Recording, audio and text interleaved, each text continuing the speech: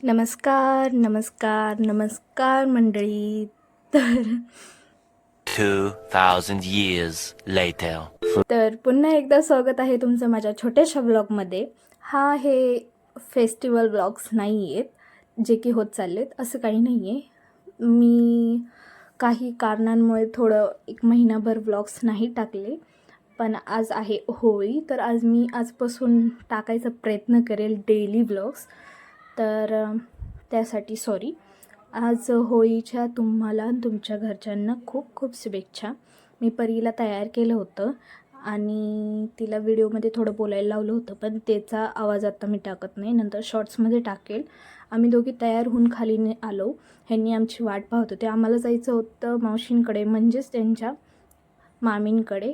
आमची जाताना गाडीवर खूप मस्ती असती परीची माझी, तसंच मस्ती करत निघालं होतं. तर जाण्याचं कारण हे की आमच्या गावामध्ये श्री शामनाथ महाराज यांनी समाधी घेतली होती. त्यांचीच पिढी रामदास महाराज, त्यांना आत्ता सगळे गावातले खूप मानतात.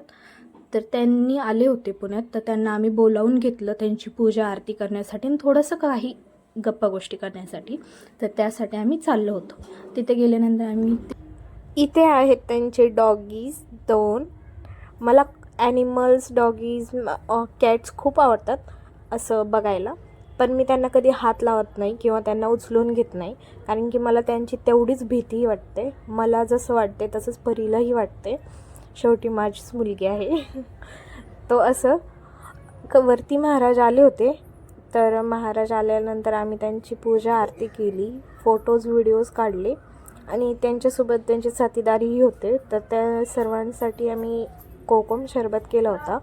त्यांना सगळ्यांना शरबत दिला, थोड्या वेळ गप्पा गोष्टी केल्या आणि घरी आलो. घरी आल्यानंतर घरातलं आवरून वगैरे स्वयंपाक केला, नैवेद्य केला. खाली होळिका दहन झालं होतं, तर मी नैवेद्य दाखवला, पूजा केली आणि वरती आले. भूक लागली होती, जेवण केलं मस्त आणि चेंज करायचं होतं, पण मग फोटोज व्हिडिओज काढले नव्हते म्हणून मी लागले फोटोज आणि व्हिडिओज काढायला.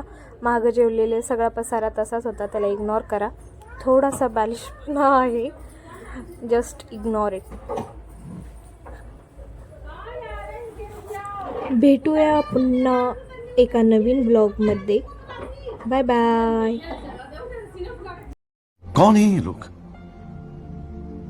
कहां से आते हैं ये? Like and subscribe.